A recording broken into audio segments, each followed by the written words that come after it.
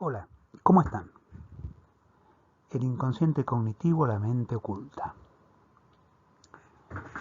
En el Congreso Interamericano de Psicología de Caracas, por allá por el año 1999,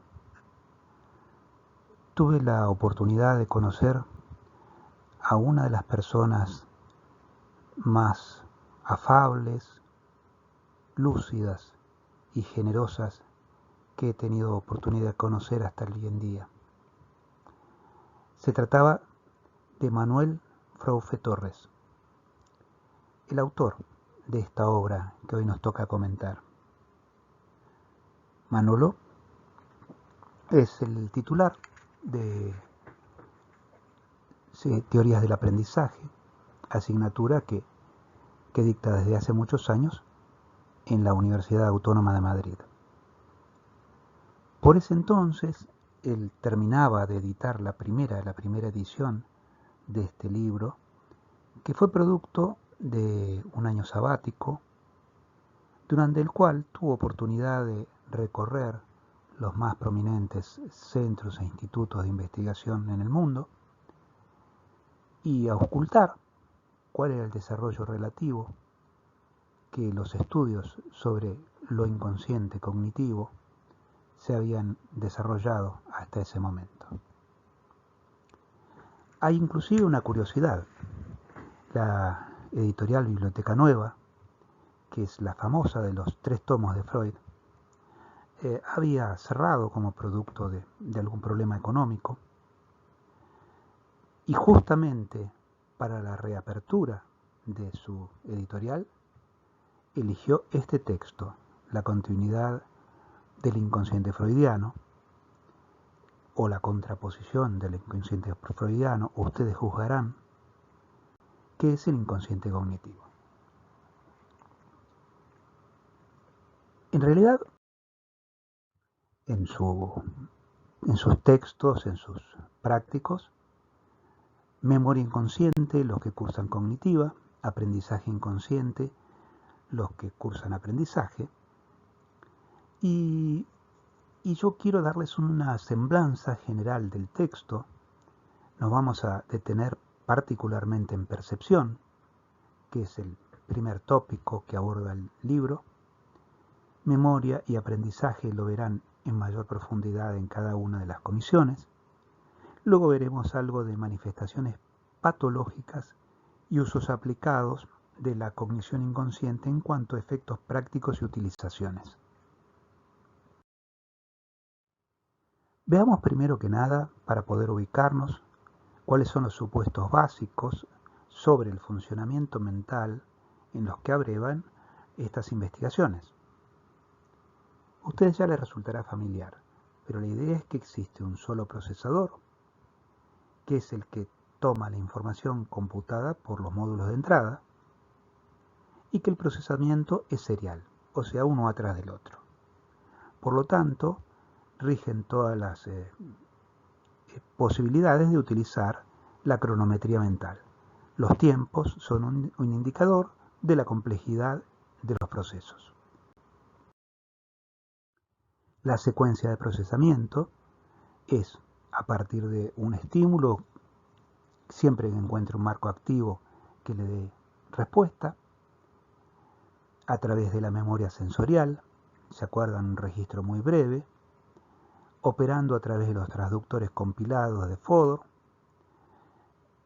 trasvase información a la memoria de trabajo, lugar en donde se produce el proceso de codificación y de puesta en relación con las memorias de largo plazo, y en las memorias de largo plazo es donde se asientan las representaciones mentales. Entonces es importante que recuerden esto, porque lo que nosotros vamos a hacer es un recorrido desde el primer punto en el cual va a suceder algo para que ese ingreso de información no tenga percepción subjetiva, no tenga sensación subjetiva de conciencia por parte de la persona. Sin embargo, vamos a ver que en el último paso se activó la representación. Para que haya cognición inconsciente, tiene que haber un registro de información que es inadvertida para el sujeto, con desarrollo de la activación de su representación mental. Para que esto se pueda verificar, se utiliza un paradigma de disociación entre dos índices. Un índice que es sensible al procesamiento de la información. Un algo que sucede que nos indica que existe una representación activa. El otro requiere además de su conocimiento consciente. Uno puede decidir si lo vio o no lo vio.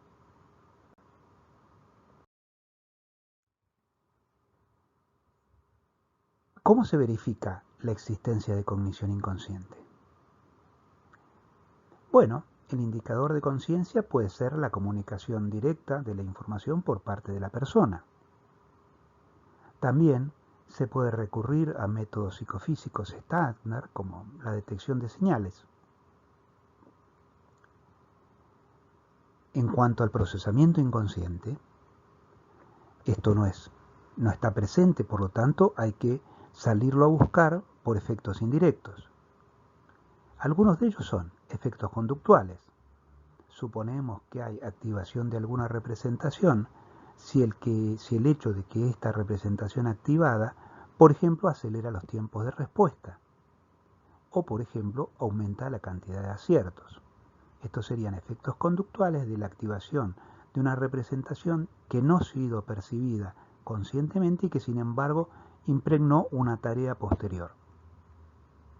También podemos utilizar un registro psiconeurológico, como puede ser los electroencefalogramas, la resonancia magnética funcional y otros tipos de técnicas por imagen. Va a existir cognición inconsciente siempre y cuando la percepción del registro consciente de que está sucediendo el fenómeno es cero, es decir, no podemos advertir que ha pasado tal cosa. Y el procesamiento inconsciente tiene que ser mayor que cero. Esto es, el efecto del procesamiento solo se lograría si la persona activó la representación, aunque no pueda dar cuenta de que esta representación ha sido activada. Bueno, otra forma de formularlo es decir que el indicador de procesamiento inconsciente es mayor que el indicador de conciencia, de cognición consciente.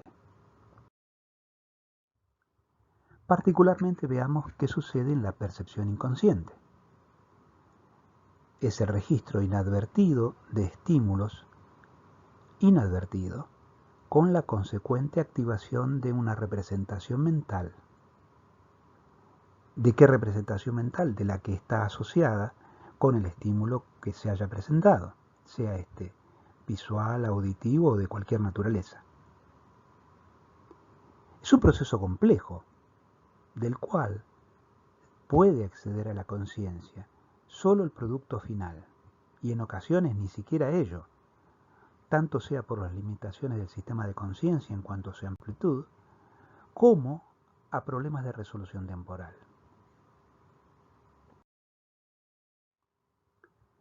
¿Qué estrategia metodológica podemos utilizar para evidenciar el procesamiento inconsciente, la percepción inconsciente?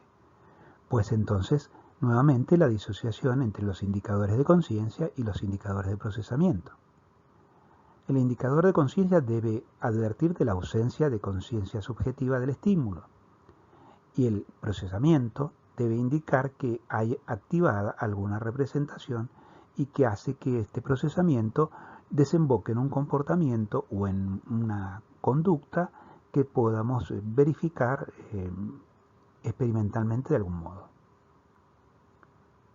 Ahora bien, hay un problema importante. ¿Cómo confirmar la ausencia de conciencia en condiciones en las que se pueda dar la percepción inconsciente?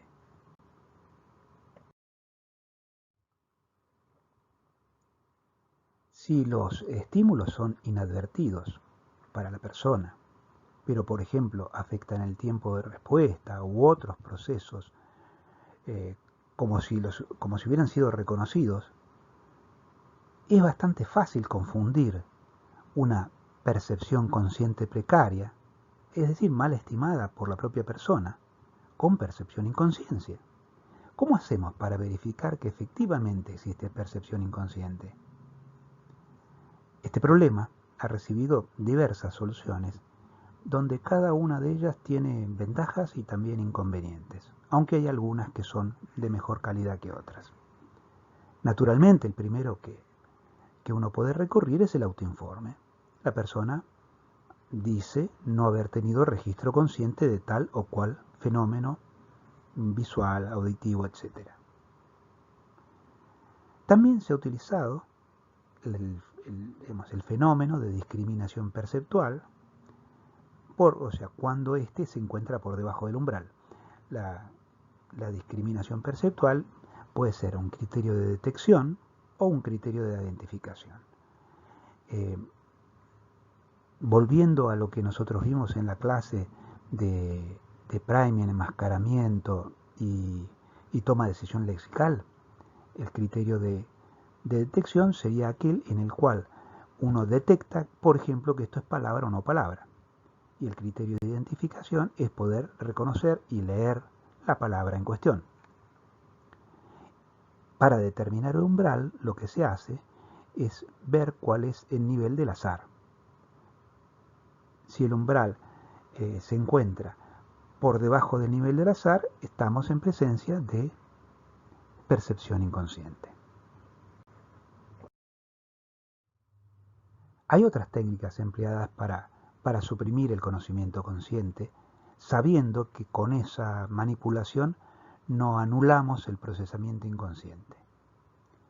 Entre ellas se destacan.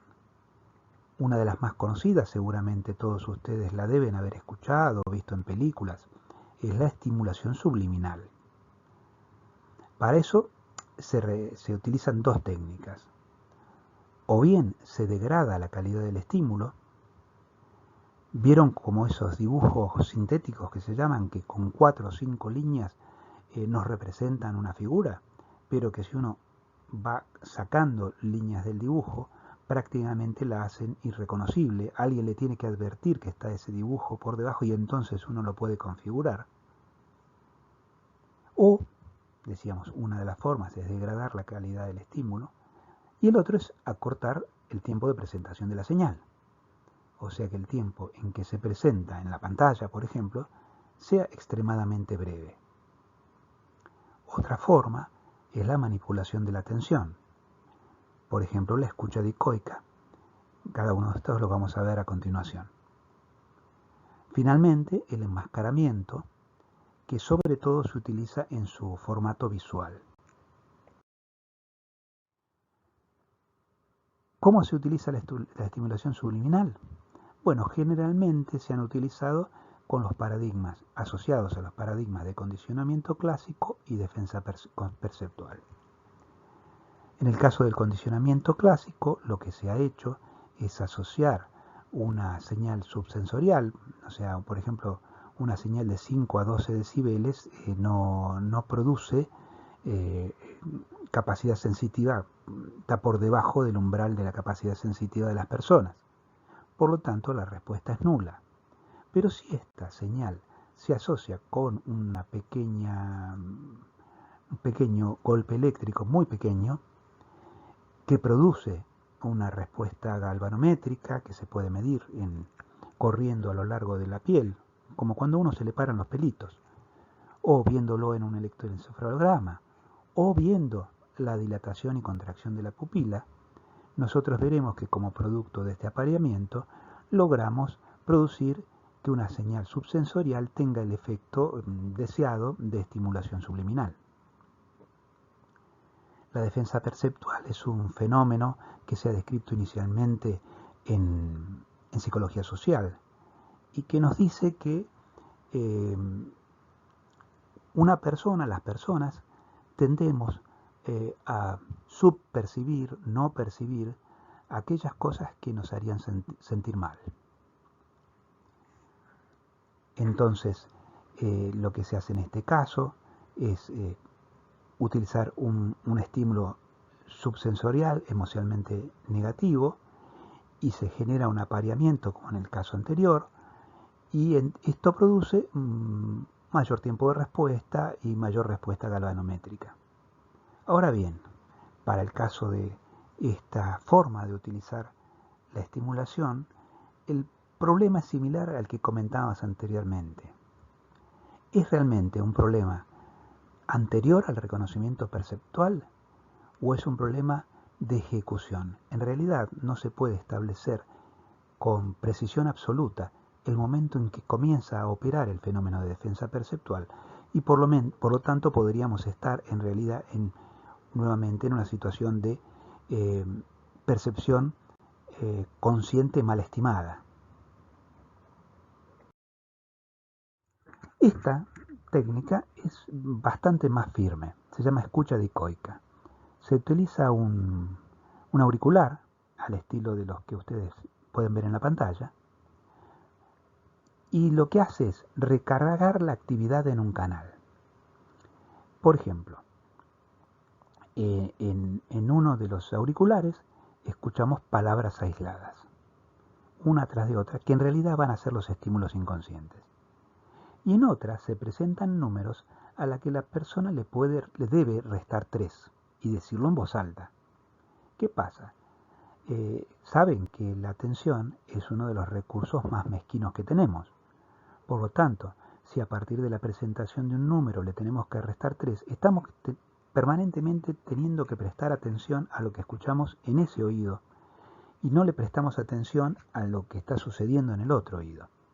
Además, podemos tener un registro bastante fino, como experimentadores desde afuera, cuando la persona dejó de prestar atención a la tarea de restar 3 porque empieza a equivocarse y por lo tanto sabemos que está escuchando y está prestando atención a las palabras aisladas y por lo tanto en ese momento no hay percepción subliminal. Esto es un método mucho más fino que los anteriores y mucho más seguro. Tiene un inconveniente y es que es básicamente de tipo auditivo y el procesamiento auditivo es siempre un procesamiento serial.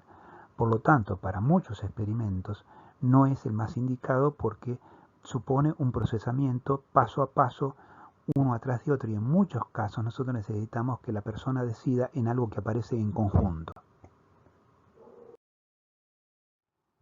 Otra técnica que ustedes van a encontrar desarrollada en el video que les comentaba, combina los dos procedimientos.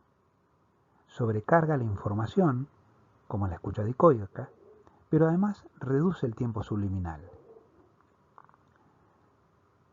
Dos estímulos visuales se presentan en sucesión, el objetivo y la máscara. Lo interesante es que el objetivo está el tiempo suficiente como para ser percibido si atrás no hubiese caído una máscara. Esto es, no se persigue el objetivo, aun cuando hubiese sido reconocido de no ser seguido por la máscara. Por favor, los invitamos a entrar al laboratorio para probar el enmascaramiento en esa dirección que está en la página, en el slide, y allí van a encontrar un enmascaramiento dado en velocidad normal, es decir, en la velocidad en la cual se produce la máscara, y luego van a encontrar uno enlentecido, donde le aumentamos los tiempos de exposición, para que ustedes vean lo que efectivamente habían visto. Pero quizás no habían logrado producir una percepción, o sí, eso lo sabrán ustedes. En sucesivas corridas, ustedes pueden ver que cada vez aumenta su conciencia sobre ellos. Es más o menos así. Aparece un punto de fijación de unos 500 milisegundos, un nombre, por ejemplo, el color azul. Luego cae esta sopa de letras que ocupa todo el ancho, el alto y el bajo de la palabra, si la tapa totalmente. Esta es la máscara y la máscara está a 200 milisegundos. Fíjense que 400 milisegundos hubiera sido suficiente para que cualquiera de ustedes reconozca la palabra azul, ya sea por nombramiento o haciendo una toma de decisión lexical y diciendo sí, esta es una palabra que pertenece al español. Pero sucede que se cae la máscara y luego un parche de color de 500 milisegundos. ¿Saben qué narrar? Vamos a haber visto el punto de fijación, nada, la sopa de letras o algo parecido, es algo parecido a un pestañeo, y finalmente el parche verde. Esto es, no nos perdemos la posibilidad de registrar conscientemente que allí estaba escrita la palabra azul. Bien, en este punto vamos a parar la parte 1, luego vamos a ver de qué manera se procesa esta percepción que hasta ahora garantizamos que entre inconsciente, que entre sin registro consciente, y luego seguiremos con el resto de su procesamiento y algunos ejemplos más otras aplicaciones que serán la parte 2 de este mismo trabajo. Hasta la próxima.